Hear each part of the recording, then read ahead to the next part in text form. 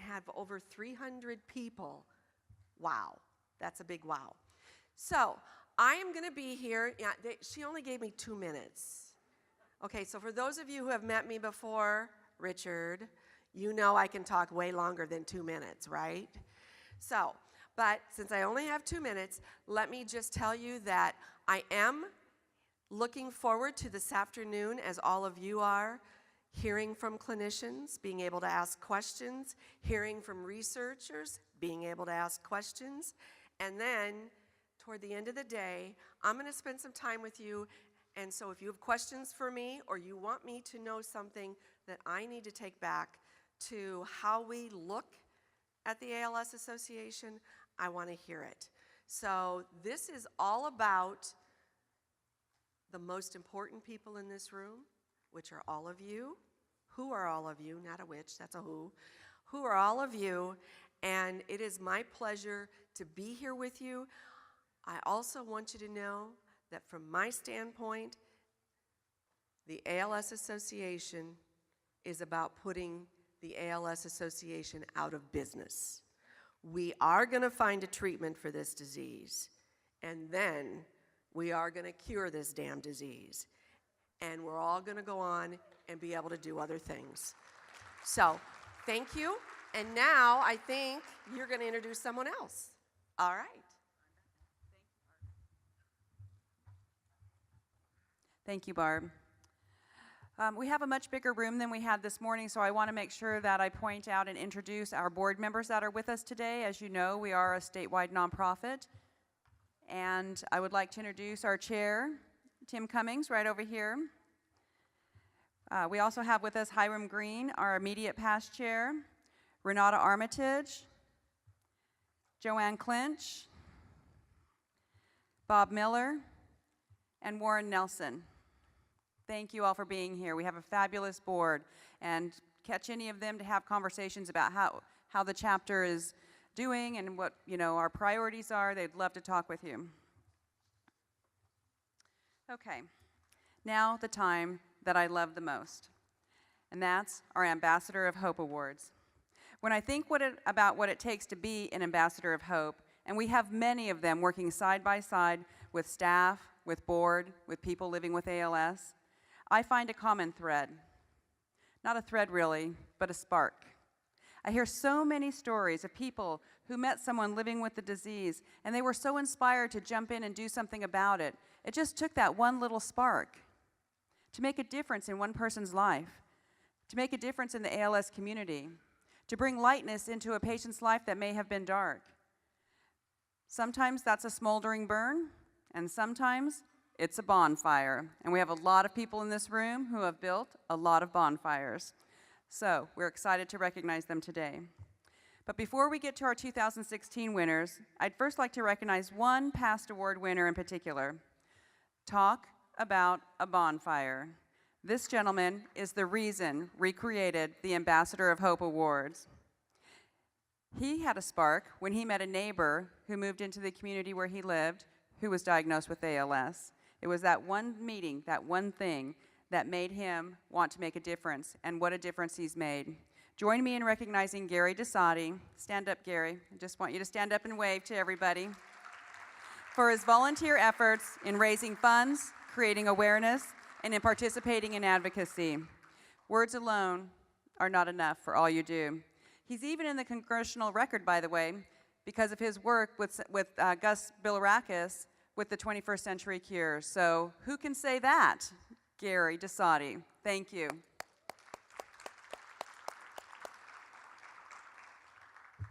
This year's award winners are just as much on fire as Gary is, and all of our past Ambassador of Hope winners. So let's get started. Not all of our nominees could be with us today, but if you are, when I call your name, please come to the front right here for an award and a photo. And Tim Cummings and our Vice President of Care Services, Andrea Hearn, will be here to give you your award and do a photo op. Then, if you would stay up front over here, we're going to do a group picture with everybody after I give out all the awards. Okay. First up, from Broward County, Elda McLaughlin. Elda couldn't be with us today. When Elda was diagnosed with ALS, she didn't let it hold her down. Not only does Elda regularly attend support group, but she provides guidance and information for other new members. She was always one of the first to welcome new people to the group. She gives examples, she gives practical knowledge, just like what you're learning here today, everything that's useful for living and navigating ALS. Elda loves the Walk to Defeat ALS, and for that, we are very grateful. She gets people involved, she fundraises, and she spreads awareness. She's an inspiration not only to other patients, but to her entire community. Even though she couldn't be here, let's give her a round of applause and recognize her efforts. From Boynton Beach, Ed and Marilyn Perlin. Marilyn was diagnosed with ALS a couple of years ago, and that's when her activism really started to show. Both Marilyn and Ed participate in the Walk to Defeat ALS. They were in the top 10 for fundraising. They are grassroots in action. I recently met with them and was astonished to learn that single-handedly walking 1,000, how many flyers? 1,000 flyers around their neighborhood. That's a lot of awareness that's being spread. Marilyn can't come up, she's in the middle of doing a tube feeding. Okay. Marilyn's right over here. You are, yep, thank you. They participate in support group, and the rest of the group looks to them for information. Whether it's a new treatment they're trying at investing in a low-tech communication device, or debunking the fear of feeding tubes, which you're doing right now, Marilyn, you're a huge asset to the group. Thank you so much. It's great to give you this honor.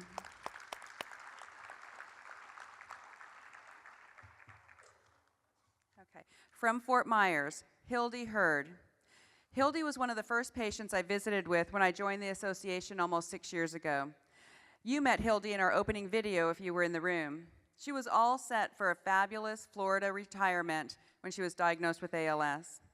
She's been a personal inspiration to me and has always jumped right in to create awareness, funding, care for patients, including establishing the Fort Myers Walk and an ALS clinic in Fort Myers at Lee Memorial. I want to read to you a few words our regional care manager, Patty Stanko, wrote about Hildy. When Hildy's walk team held its first Derby Days event to raise money for her walk team, she knew she couldn't attend without enduring crippling fatigue. But her spirit and will are limitless. Hildy is one of the reasons I am lucky to be in this line of work. Whenever we interact by email, by phone using her eye gaze communication device, or in person, I can sense the drive and determination she has, and it reminds me and everyone she knows she is a hero. Patty, better words have never been said. So give a round for Hildy, who could not be with us today.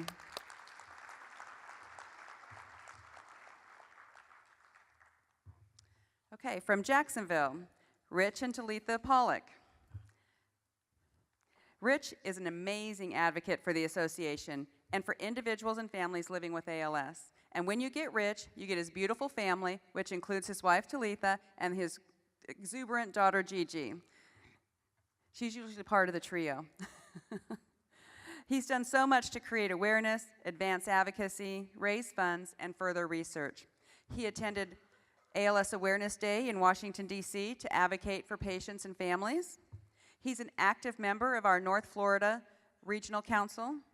He's a Walk to Defeat ALS team captain.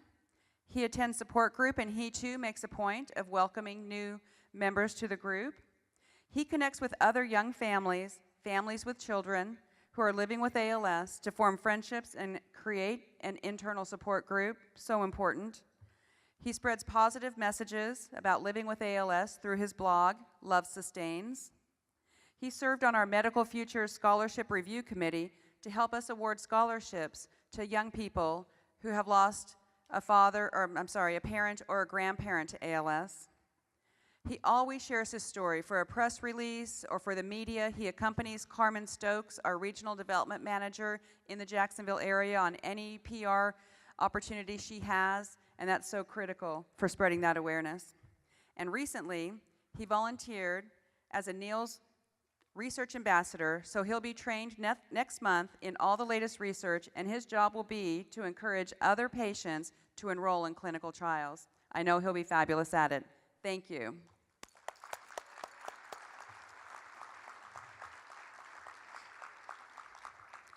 From Orlando, John and Tina Collins.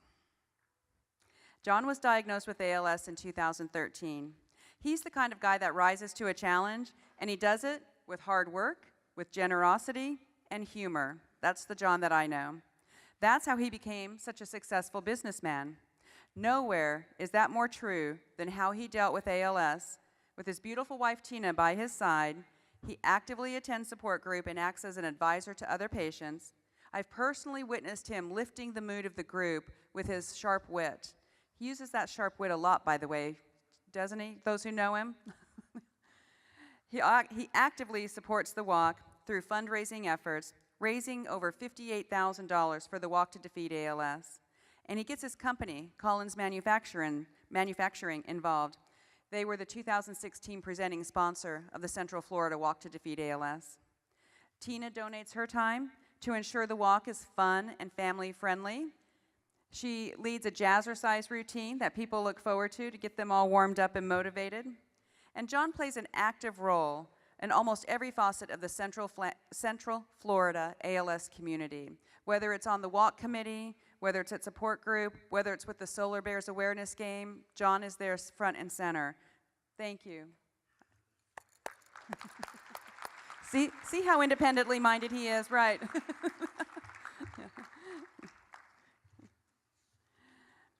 Okay, from Miami, Sergio Villalobos.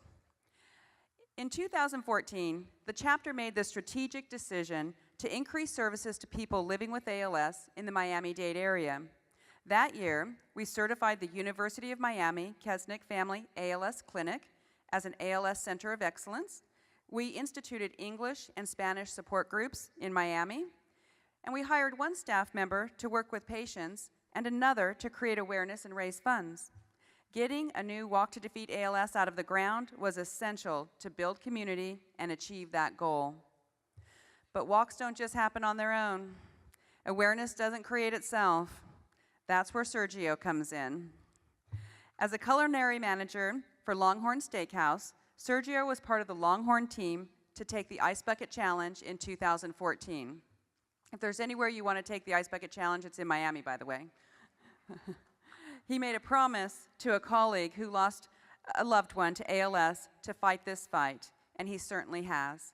He's chaired both the 2015 and 2016 walk committees. He's an active member of the Miami-Dade Regional Council. He's the team captain of Longhorn Steakhouse Doral team in the 2015 and 16 Miami-Dade Walk. He conceived of and helped to implement ALS networking nights in Miami so we could bring the community in and introduce them to what our mission is. He uses his connections in the hospitality arena to help us engage with local businesses and support our cause. And he spearheads Longhorn's involvement to support our mission. Every year, Longhorn is at the walk, providing a full lunch that Longhorn volunteers get up at 4 a.m. to provide. They're out there cooking hamburgers, hot dogs, and when that grill is fired up and that smoke starts billowing across the crowd, all 1,000 of those participants get excited, don't they? Those of us who've been there. They know what's going to come. That's a huge act of kindness on Sergio's part. On his part, his team, and the entire Longhorn family. I actually attribute the success of the Miami-Dade Walk to Sergio and to Longhorn. Because without an over-the-top day of experience that first year, guess what? Nobody would have come back the second year. Nobody would come back in future years. We would not have a successful Walk to Defeat ALS. We would not have seen 1,000 people out there creating awareness right there in downtown Miami. They made that happen. Longhorn's commitment and Sergio's leadership have helped us to establish that walk in Miami in ways that we never could have on our own. We owe you a debt of gratitude. But no man succeeds alone, so I'd also like to recognize Sergio's wife, Cindy. Where's she at? Is she out there? There she is. Come on over here, because we're going to want to get you in that picture. Thank you for lending him to us. I know he's got a beautiful family. I know it takes time away from family to do this kind of thing, so Sergio, we appreciate it. I'd also like to recognize Longhorn Steakhouse, part of the Darden family of restaurants, for supporting Sergio's efforts. we have Scott McGill, Director of Operations, there he is, with us today, and I want to thank him and Longhorn for being leaders in the community. I've gotten to know many of the Longhorn folks over the last couple of years, and I can personally testify that they are invested in the communities that they serve. They're invested in being part of that community, about making a difference. They demonstrate teamwork and leadership like I've never witnessed. It's a great sight to see. So please take our thank you back to your entire team.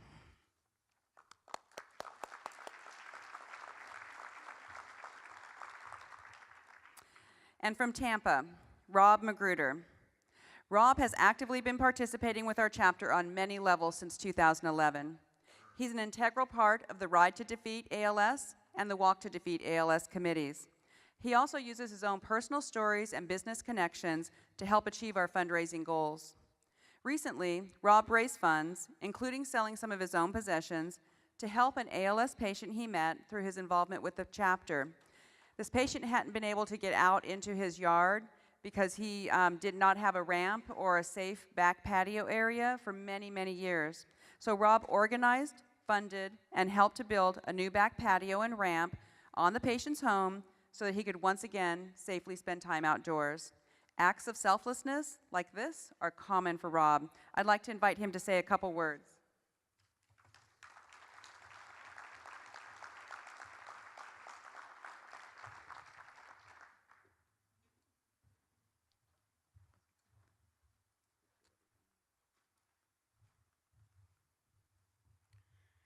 Good afternoon, ALS family. During my many years as a volunteer with the ALS Association, I have met so many inspirational people. They choose to do great things, even after being told that they have been given a limited amount of time to live. But think about it. We all have a limited amount of time to live. So why not take the opportunity today and every day to be your very best? We should live our lives with 3 Ps: purpose, passion, and persistence. Find what's most important in your life. What is at the center of everything you want to be, and that will be your purpose. Then you need to live into your purpose with passion, with an all-in mentality. Take no prisoners, and that is where your persistence will need to come in. You will want to stay the course, even though you know the challenge is great. You want to continue to move forward no matter what is put in front of you. You must remain persistent until you reach your goals. I'm here to tell you today that my life's goal is to be involved with the ALS Association until there is a cure for ALS. I am proud to accept this award on behalf of all of the amazing ALS volunteers out there. We are all ambassadors for all of you. Thank you so very much.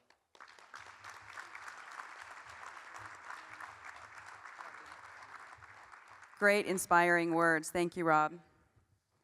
Thank you to all of our 2016 Ambassador of Hope winners. You've all taken that spark, no matter what started that spark, and you turned it loose on the ALS community. You're all inspiring and so deserving, so thank you. If I could now have our board members, Barb Newhouse, any past Ambassador of Hope winners, that's you, Gary. Your spouses, Scott, would you come up also? And come to the front of the room because we want to do a big group picture over here and make sure that we memorialize this moment. So thank you all. I'm going to turn the microphone over to Andrea, our Vice President of Care Services, to introduce our keynote speaker. I think you're going to know or find out that you are in for a treat. So, Andrea? Thanks, Kim. Anyone that